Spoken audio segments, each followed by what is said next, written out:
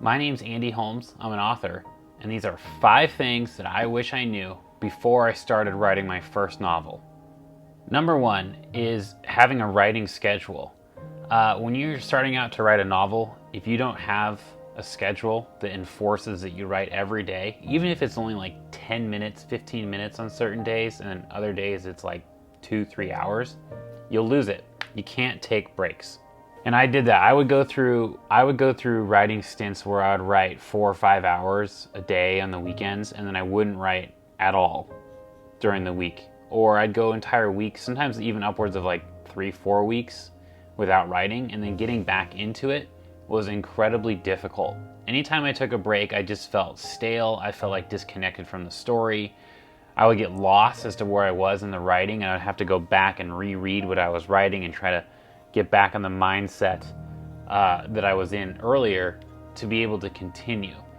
So it's a big point of advice, something that I wish I would have known before I started writing my first novel, was to have a set schedule that was invariable, that I wrote every single day. That way I would never lose touch with the story and never lose pace, and I could just get all the way through to the end. Number 2 is you have to be incredibly excited about the book that you're writing. Good ideas are a dime a dozen. There's tons of good ideas out there. They're cheap. They're easy to come by. I'm not excited about all of them. I have tons and tons of great ideas that I think could make good books or good stories that I'll never write because I'm just not that interested. The thing is writing a novel takes hundreds of hours of work, tons and tons of commitment. It's like running a marathon. And in order for you to go the distance from the blank page all the way to a final draft, and then to go back through it and edit it and clean it up and do all these different things to have a polished manuscript, you have to be incredibly passionate about what you're writing. It has to be important to you. It has to mean something. So make sure that whatever idea or whatever plot you pick is a story that you really want to tell. When I wrote my first novel, it wasn't that I wasn't excited about the story I was telling. I was, but I also wasn't like, this is gonna change the world. It didn't like motivate me to really show up to the word processor every single day. The other thing about this is kind of like a sub point is you need to have more than one idea. One idea, as cool as it might sound, is not enough for a novel. A novel is a combination of cool ideas. It's many, many, many ideas. There might be one overarching story or plot point, but there's multiple ideas that are jammed into a full-length novel. So not only do you have to make sure that you're excited enough about the idea that you have or the story that you have to make sure you have enough ideas to kind of umbrella under the overall story or plot to keep yourself going and be interested enough to have the passion to push through all the tough spots and to keep yourself going every day. Point number 3 is I wish I would have written more short stories before I ever attempted to write a novel. Like I said in the last point, writing a novel requires many, many ideas. Writing a short story does not. One idea can get you through a good short story because they're very tiny. They're condensed little stories. Also, writing a novel is like a massive undertaking. You have all kinds of plot arcs and setting and like there's all these different tools that you need to learn in order to do it and pull off the trick of writing a good novel. And I made the mistake of not writing enough short stories before trying to write a novel. The reason why I say that short stories allow you to write in short bursts. They allow the writer to practice specific skills and learn while finishing things. And you're going to need all the skills that you learn in short story writing to write a 400 or 500 page novel. I didn't do that. I was just like, okay, I'm a writer. This is what I want to do. I have a cool idea. I'll kind of figure it out as I go. Big mistake, because what I ended up doing was having to learn how to write as I was writing the book. You're always going to be learning, you're always going to be improving, and the process gets easier and easier.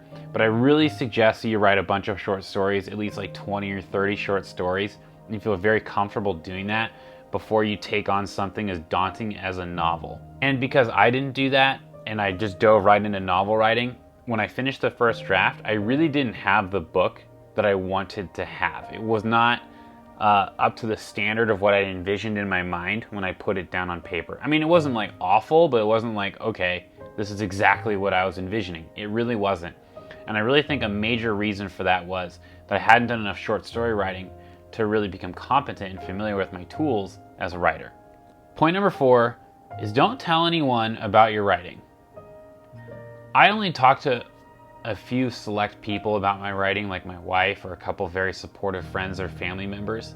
And I've made the mistake of like telling everybody, oh, I'm writing a book, I want to be a writer. And there's a lot of judgment and a lot of like potential people like scoffing at you. And this external pressure honestly just doesn't help at all. I thought it would. I thought like people's like word or what they said like wouldn't influence me. Or I thought that maybe if someone like said I couldn't do it, that might motivate me more to do it. And sometimes I did react to it that way. But there was this one conversation that I had with a friend of mine who was a doctor. And I told him that I wanted to be a novelist. I told him that I wanted to be a writer. And literally the moment I said that, without any lag, he started to laugh at me. He literally just started to laugh at me, and then he apologized for laughing and basically kind of backpedaled because he realized I was being serious. And then he proceeded to tell me how difficult it was and how I would just be a starving artist forever. And it was incredibly discouraging. It was really kind of rude. And I'm sure every artist has run into that to some degree in their career, whether they're starting out or even if they've already made it. They probably get this like these external pressures on them of people telling them they can't do it. Honestly, just skip it. They aren't writing the book. They have nothing to do with it. So don't talk about it. And if you do need to talk about it, talk to it about it with like a supporting friend or a spouse, and just keep it within a bubble. That kind of quiets things down in the environment so you can focus on the work and you don't get distracted by whatever emotional conflicts or rubs there are with these people that don't believe in you. The 5th point is not outlining, not brainstorming, and not having any semblance of a plan. It's kind of funny that I mention this because my first book's actually about a writer, and there's a few comments in the book where he scoffs or they make fun of people who do outlines.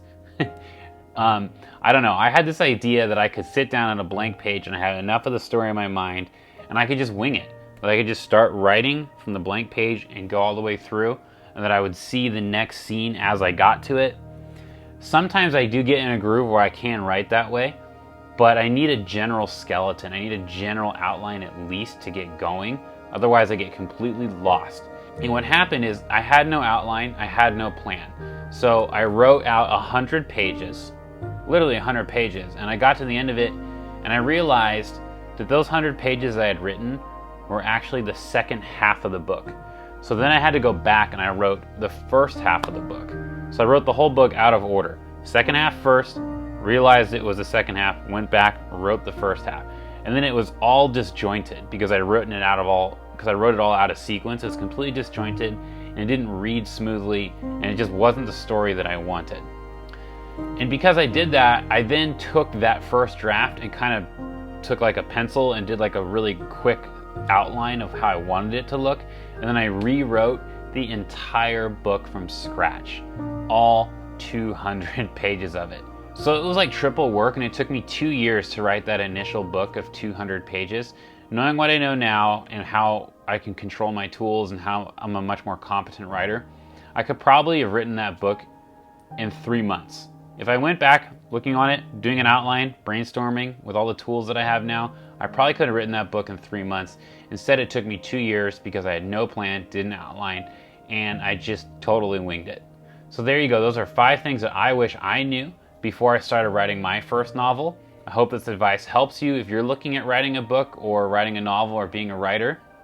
And if you have any interest in checking out that first book that I wrote, it's called The 10th Muse. It's still on Amazon, and I put a link in the description below if you want to check it out. Also, please, if you're interested, subscribe to my email newsletter.